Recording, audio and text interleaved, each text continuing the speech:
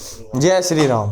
तो आज की वीडियो में हम चैप्टर 2 का रिवीजन करेंगे, ठीक है। तो वैद्युत फ्लक्स, वैद्युत फ्लक्स क्या होता है? सबसे पहले अगर कोई भी पृष्ठ लें हम, तो उस पृष्ठ के लंबवत जो बल रेखाएं गुजर रही है, इस पृष्ठ से क्या है, सबकी सब क्या है, लंबवत गुजरनी चाहिए, ठीक है। जैसे पृष्ठ हो गया, इस पृष्ठ के जो लंबवत बल रेखाएं गुजर के आ रही है, उनकी संख्या को हम क्या बोलते हैं? वैद्युत फ्लक्स बोलते हैं, वैद्युत फ्लक्स। मान लिया कहीं पर मैं कोई पृष्ठ ले ds, जिसका क्षेत्रफल क्या हो, ds हो, और वहां पर जो है वैद्युत क्षेत्र हो E, वैद्युत क्षेत्र क्या हो, E, तो वैद्युत फ्लक्स क्या होगा? वैद्युत फ्लक्स d फाई E बराबर होगा E इंटू ds, ठीक है।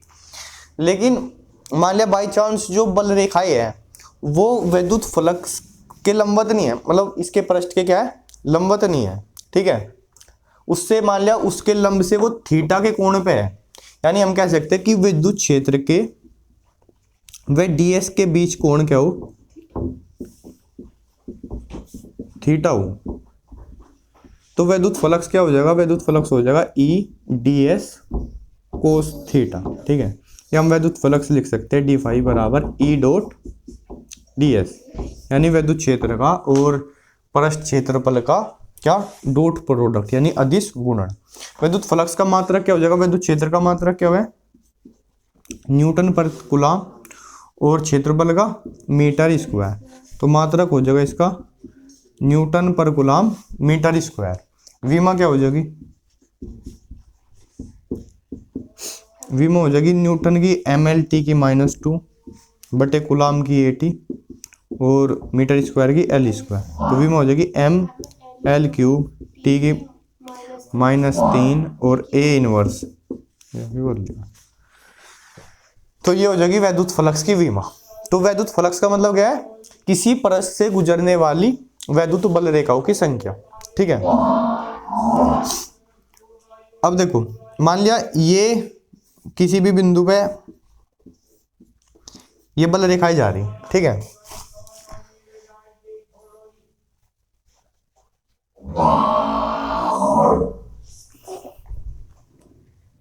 देखो मान लिया इधर ये पृष्ठ है, ठीक है, और इधर जो है ये दूसरा पृष्ठ है, या मतलब थोड़ा सा ऐसे बनाते हैं,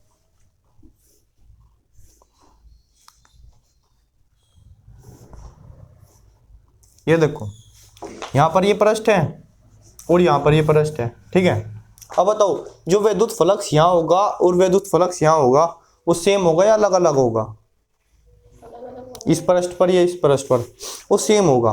क्यों? क्योंकि इधर से देखो, यहां से कितनी बल रेखाएं गुजर रही है, 1 2 3 4 5, और यहाँ 1 2 3 4 5 बल रेखाएं तो सेम है, बराबर बल रेखाएं। तो वैद्युत फ्लक्स क्या है? वैद्युत फ्लक्स है बल रेखाओं की संख्या, बल रेखाओं की संख्या। तो वैद्युत फ्लक्स तो क्या होना चाहिए? समान होना चाहिए। और दूसरी चीज जो है, वैद्युत फ्लक्स जो है अगर ds बढ़ेगा तो वैद्युत फ्लक्स का मान बढ़ना चाहिए, लेकिन वैद्युत क्षेत्र अगर कम हो गया तब तो नहीं बढ़ेगा। नहीं, यहाँ देखो, यहाँ बल रेखाएं जहां पास पास हो वहां विद्युत क्षेत्र क्या होता है? विद्युत क्षेत्र वहां तीव्र होता है, यानी ज्यादा होता है। और जहां बल रेखाएं एक दूसरे के दूर दूर हो, ठीक है, वहां विद्युत क्षेत्र क्या हो जाता है? कम हो जाता है। असल में वैद्युत क्षेत्र को मैं ऐसे नहीं लिख सकता, वैद्युत क्षेत्र बराबर डी फाई ई बटे ds, ठीक है। ये डी फाई क्या है? बल रेखाओं की संख्या, और ds क्या है? पृष्ठ क्षेत्रफल। तो मैं विद्युत क्षेत्र को कैसे परिभाषित कर सकता हूँ? वैद्युत क्षेत्र में लिख सकता हूँ बल रेखाओं का पृष्ठ घनत्व, बल रेखाओं का पृष्ठ घनत्व, ठीक है। यानी भाई एक चीज ये होता है कि कहीं किसी स्थान पर बल रेखाएं है, ठीक है, जैसे ये आवेश हो गया, ये यहाँ प्लस क्यों आवेश है, इससे ये बल रेखाएं निकल रही है, ठीक है। तो कैसे पता चले कि इधर यहाँ वैद्युत क्षेत्र ज्यादा है और यहाँ कम है? बल रेखाएं तो यहाँ इस पृष्ठ से भी 3 गुजर रही है, इससे भी 3 गुजर रही है, पर यहाँ पर क्या होगा? पृष्ठ क्षेत्रफल बढ़ेगा। पृष्ठ क्षेत्रफल बढ़ने से क्या होगा? E घट जाएगा, क्योंकि फ्लक्स तो सेम है, बल रेखाओं का, इसलिए पृष्ठ घनत्व क्या होता है, विद्युत क्षेत्र होता है। और फ्लक्स क्या है, इन बल रेखाओं की संख्या है, ठीक है। और हमें पता है बल रेखा की काम प्लस से बाहर की तरफ जावे और माइनस के अंदर की तरफ जाए, ठीक है। अब देखो, अब हमारे पास है गॉस की प्रमेय। सुंदर ओढ़नी थी, ओढ़नी तो थोड़ा बन जाएगा वो ठीक है। देखो गॉस की प्रमेय क्या है, अगर कोई भी ये बंद आयतन है, कुछ भी चीज है बंद है पर 3D शेप है, कुछ ना कुछ बंद है, और इसके अंदर अगर ये क्यू आवेश रखा, ठीक है, इस क्यू आवेश की वजह से वैद्युत बल रेखा निकलेगी, मतलब इस पृष्ठ से कुछ क्या होगा, वैद्युत फ्लक्स गुजरेगा, ठीक है। तो इस पृष्ठ से जो गुजरने वाला वैद्युत फ्लक्स होगा फाई ई, वो इस आवेश का क्या होगा, 1/ε0 गुणा होगा, यानी फ्लक्स फाई ई बराबर क्यू बटा ε0। ये क्या है, ये गॉस की प्रमेय, ठीक है।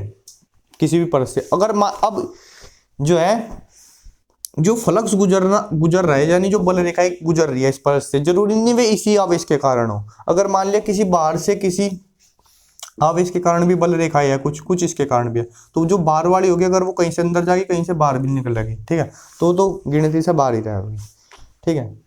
यानी कि क्योंकि फ्लक्स को मैं ये लिख सकता हूँ ना, जैसे इस फ्लक्स को मैं लिख सकता हूँ क्या, टोटल फ्लक्स है तो ई डॉट डी एस का बंद पृष्ठ पे समाकलन कर दूं पूरा, वो क्या हो जाएगा, वो फ्लक्स हो जाएगा फाई ई, ठीक है।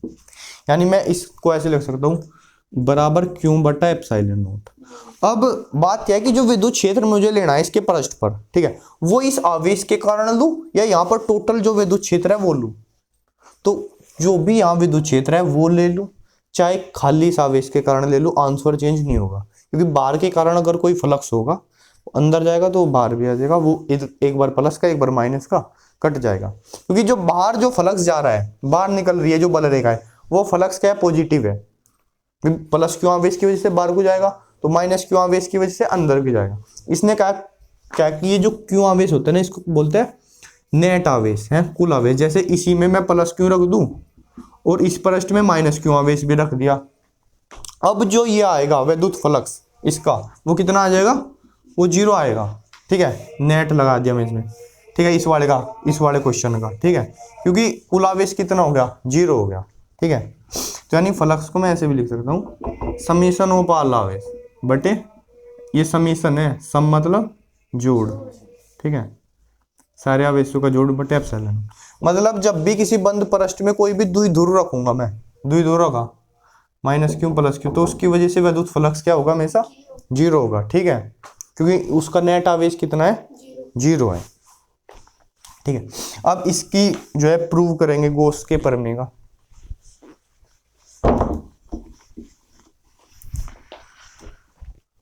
तो मान लिया एक ये पृष्ठ है, ठीक है, और इधर ये क्यू आवेश रखा है, इससे r दूरी पर इसका कोई छोटा सा पृष्ठ क्षेत्रफल ले लिया मैंने ds, ठीक है, पृष्ठ क्षेत्रफल क्या है, यह ds, और ds और इसके विद्युत क्षेत्र E के बीच में कोण कितना है, थीटा है, और ये जो ds क्षेत्र है वो इस पर r दूरी पर है और यहाँ पर कोण बना रहा है, ठीक है, कोण नहीं घन कोण, ठीक है, कोई भी वक्र होता है वो क्या बनाता है, कोण बनाता है थीटा, और अगर कोई क्षेत्रफल हो वो क्षेत्रफल क्या बनाता है, वो घन कोण बनाता है। घन कोण का मात्रक है स्टेरेडियन, यानी ये ds बना रहा है घन कोण डी ओमेगा का, ठीक है। तो डी ओमेगा की वैल्यू क्या होगी, डी ओमेगा बराबर होगा ds क्षेत्रफल बनाना है ना, ds और कोस थीटा, ठीक है, और बटे r स्क्वायर, क्योंकि जो ds है उसका इस विद्युत क्षेत्र की दिशा में घटक कितना होगा, ds कोस थीटा होगा, ठीक है। तो ये होगा, यानी देखो अगर ये एक क्षेत्रफल है, ठीक है, ये क्षेत्रफल है S, थोड़ा सा ऐसे बना,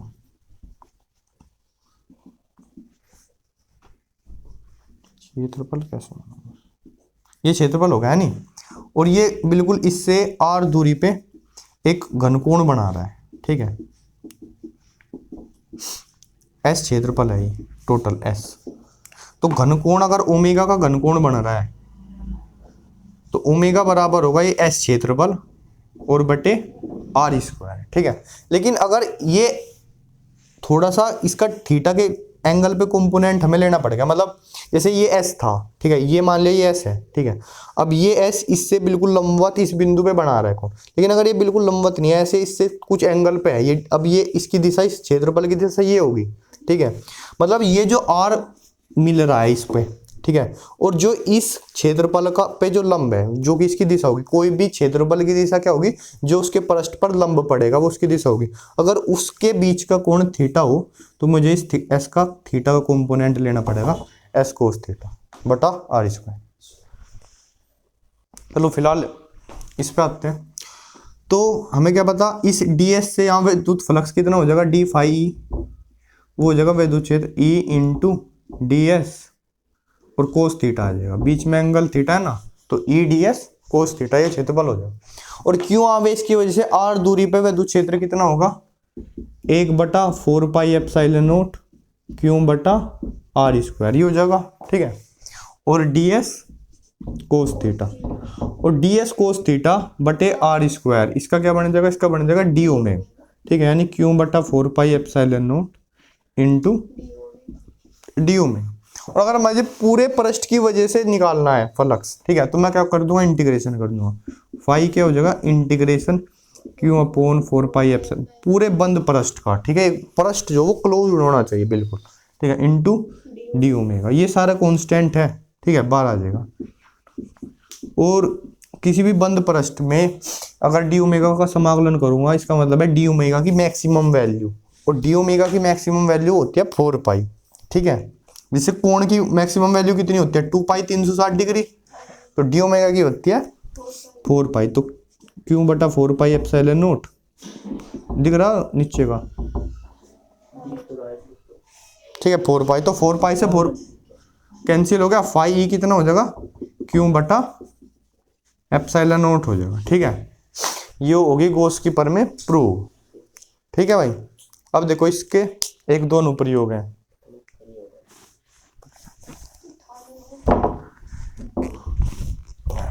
मेरी रत्ती चद्दर या उन्नी भंडवा दी सारी उड़ देती दिखता है, ठीक है भाई। अगला क्या है, अब एक तार लेंगे, एक समान रूप से अनंत लंबाई का आवेशित तार, इस पे पूरे पे आवेश कितना है, प्लस प्लस प्लस ऐसे आवेश बिखरा हुआ है।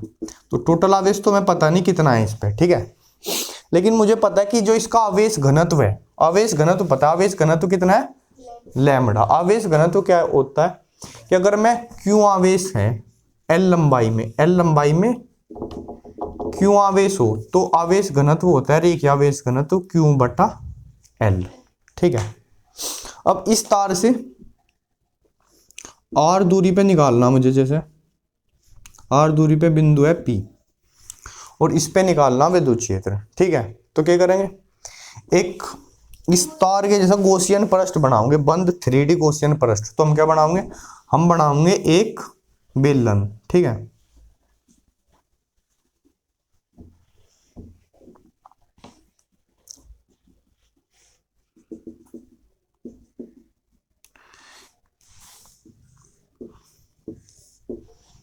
ठीक है, ये बेलन बना दिया हमने, ठीक है।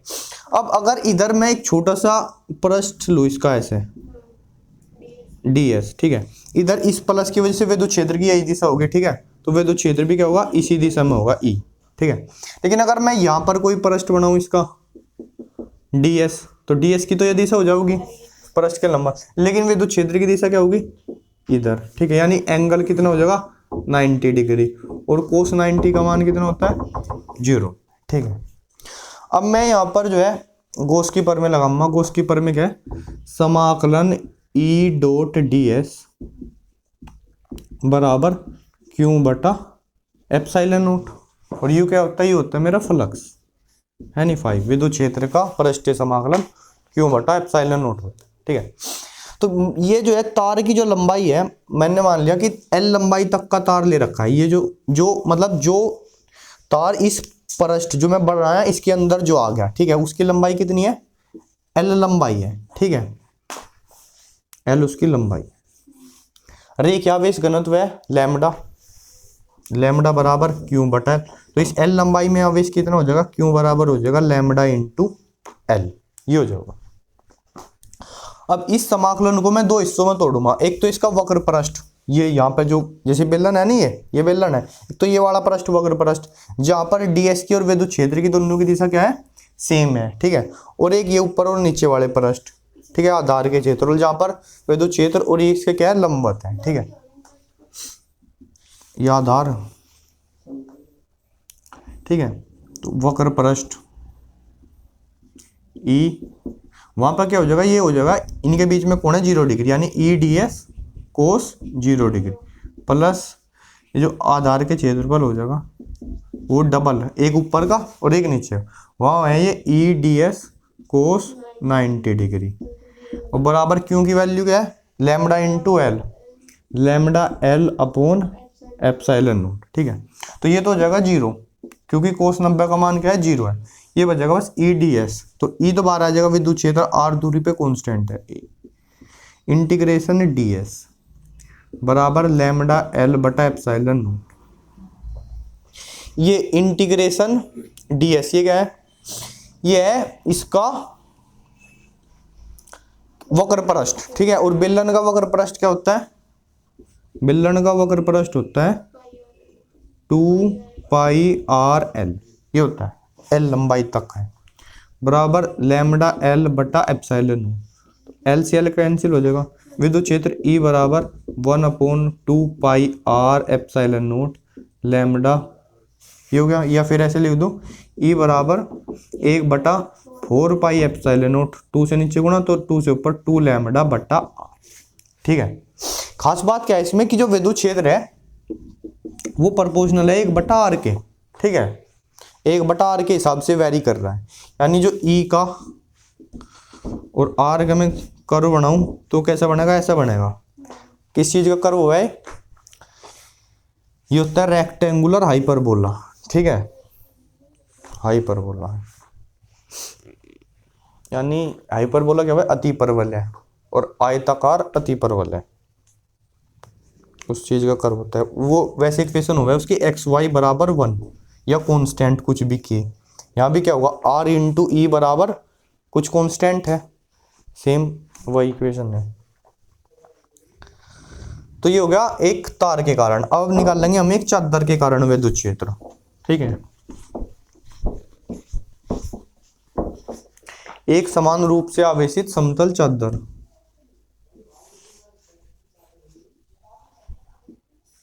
ऐसे चादर है, ठीक है, और इस पे भी इसके पृष्ठ पर आवेश बिक रहा है, जैसे उसकी लंबाई में आवेश बिक रहा हुआ था ऐसे इसके पृष्ठ पर आवेश बिक रहा है। यानी अगर इसका कोई भी पृष्ठ क्षेत्रफल हम एस लेंगे, ठीक है, और उसमें आवेश क्यों है, तो इसका पृष्ठ आवेश घनत्व दे रखा मैं क्यू बटा सिग्मा बराबर क्यू बटा एस, ठीक है। मात्रा क्या है इसका, कूलाम बटे मीटर स्क्वायर। तो इससे भी आर दूरी पे मुझे क्या करना, एक बिंदु P है, वहां विद्युत क्षेत्र निकालना। अब देखो इसके लिए भी क्या करेंगे, एक पृष्ठ खींच लेंगे ऐसे, एक बेलनी बनाओगे ऐसे वाला, इससे उत्तर होगा, ठीक है।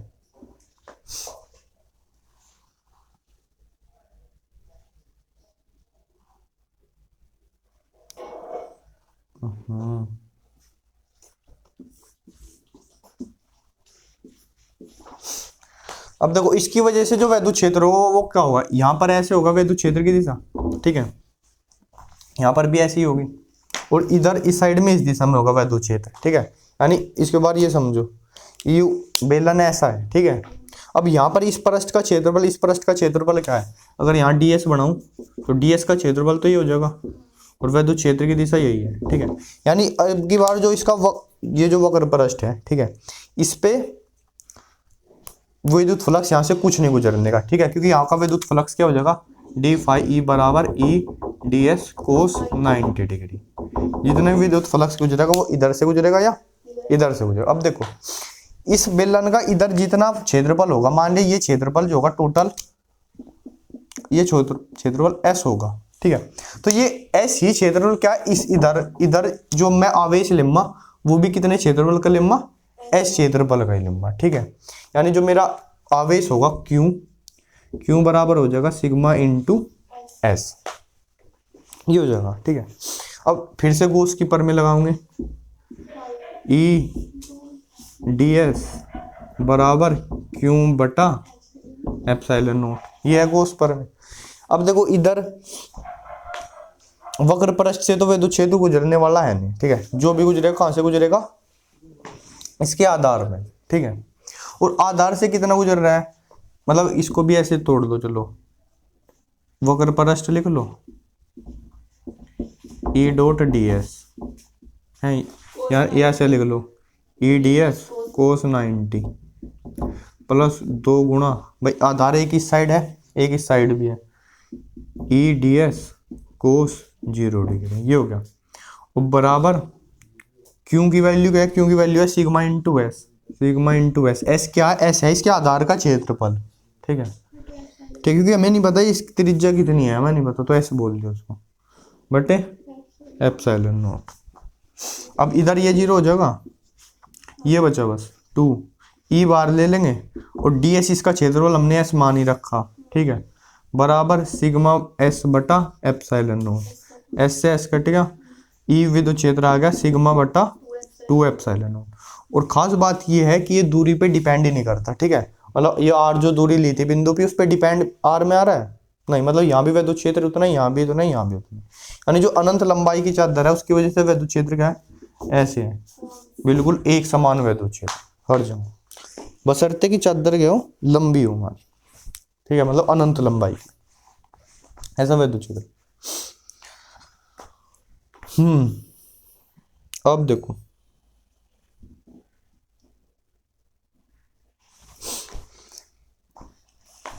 अगर इधर एक ये चादर है, अब ये जो ऐसी चादर है नहीं, ऐसी ऐसे है ये, ठीक है, इसको ऐसे बनाएंगे, इधर ये प्लस वाली है, ठीक है, और इधर भी ये प्लस वाली है, ठीक है। और मुझे एक ये बिंदु P है और ये बिंदु Q है और ये बिंदु R है, इन तीनों बिंदु पे बताना है विद्युत क्षेत्र की तीव्रता, ठीक है। तो देखो इस बिंदु पर इस प्लस वाली चादर के कारण जो है इधर को विद्युत क्षेत्र होगा सिग्मा बटा 2 एप्सिलॉन नॉट, ठीक है। और इसके कारण भी, क्योंकि दूरी पे तो डिपेंड नहीं करता, तो इसी दिशा में कितना होगा सिग्मा बटा 2 एप्सिलॉन नॉट, दोनों समान दिशा में तो जुड़ जाएंगे, जुड़ गया क्या हो जाएगा 2 सिग्मा बटा 2 एप्सिलॉन नॉट, 2 तक बराबर सिग्मा बटा एप्सिलॉन नॉट, ठीक है। यहाँ क्या होगा, यहाँ इसकी वजह से इस दिशा में, इसकी वजह से इस दिशा में, तो दोनों क्या हो जाएंगे कैंसिल हो जाएंगे, ठीक है। तो यहाँ पे विद्युत क्षेत्र कितना हो जाएगा बीच में 0, और इधर भी सिमिलरली दोनों एक ही दिशा में होंगे, तो यहाँ भी कितना हो जाएगा सिग्मा बटा एप्सिलॉन। लेकिन अगर एक प्लस वाली रखी हमने और एक माइनस की आवेश वाली, अब यहाँ क्या होगा, प्लस की वजह से विद्युत क्षेत्र जो है दूर की ओर होगा, माइनस की वजह से उसके पास की ओर, तो यहाँ विद्युत क्षेत्र कितना हो जाएगा 0, और यहाँ भी बाहर भी क्या हो जाएगा विद्युत क्षेत्र 0, और इसके अंदर क्या होगा, कोई बिंदु लो प्लस से दूर की तरफ को, माइनस से उसके खुद की तरफ को, तो यहाँ जुड़ेंगे, यहाँ हो जाएगा सिग्मा बटा एप्सिलॉन नॉट विद्युत क्षेत्र, ऐसे प्लस से माइनस की ओर एक समान विद्युत क्षेत्र होगा सिग्मा बटा एप्सिलॉन नॉट का।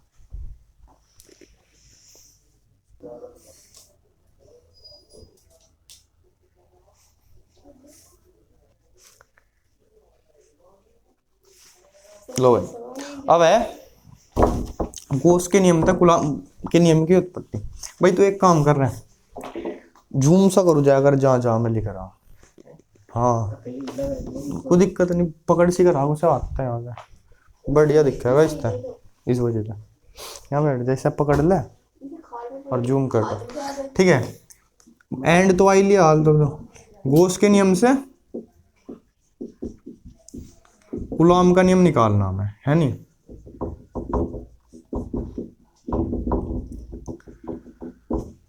देखो हमने माना ये Q1 आवेश है, ठीक है, और ये क्या है Q2 आवेश, R दूरी पे रखा इसने, ठीक है। तो कूलॉम के नियम से Q1 की वजह से Q2 पे बल लगेगा 1/4πε0 Q1 Q2 बटा R स्क्वायर, ये बल लगेगा, है नहीं। तो हम क्या करेंगे, इस Q1 से एक पृष्ठ खींचा, ऐसा एक गोला खींचेंगे R त्रिज्या का, हेडिंग भी उसमें कवर हो जाएगी, ठीक है ना। ऐसे बंद पृष्ठ खींच लिया, ठीक है। अब हमने कहा कि इधर ये छोटा सा पृष्ठ खींचे ds, तो विद्युत फ्लक्स क्या है, विद्युत फ्लक्स है इंटीग्रेशन E डॉट ds बराबर इस पृष्ठ के अंदर कौन सा आवेश आएगा, Q1 आएगा, ठीक है। तो Q1 और बटे एप्सिलॉन नॉट, ठीक है। अब ये क्या है, इधर इस पृष्ठ, जहां भी मैं पृष्ठ बनाऊंगा जो भी उस पृष्ठ की दिशा होगी वही दिशा इस Q1 के कारण विद्युत क्षेत्र की दिशा होगी, ठीक है। यानी सेम डायरेक्शन में, यानी E ds कोस 0 डिग्री Q1 बटा एप्सिलॉन, कोस 0 डिग्री का तो मान 1 होता है, ठीक है।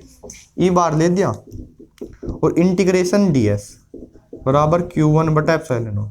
इंटीग्रेशन ds क्या है, इस गोले का वक्र पृष्ठ, पूरा पृष्ठ क्षेत्रफल, तो गोले का पृष्ठ क्षेत्रफल क्या है, R त्रिज्या का गोला है तो उसका पृष्ठ क्षेत्रफल 4πr स्क्वायर Q1 बटा एप्सिलॉन। तो विद्युत क्षेत्र E क्या आ गया, ये इधर चला जाएगा डिवाइड में 1/4πε0 Q1 बटा R स्क्वायर, ठीक है। और तो Q2 पे बल कितना लगेगा, Q2 पे बल लगेगा Q2 इंटू विद्युत क्षेत्र E, ठीक है। यानी Q2 इंटू 1/4πε0 Q1 बटा R स्क्वायर, यानी F बराबर 1/4πε0 Q1 Q2 बटा R स्क्वायर, ये हो गया बल। तो मेरा कूलॉम के नियम की उत्पत्ति होगी इससे, ठीक है।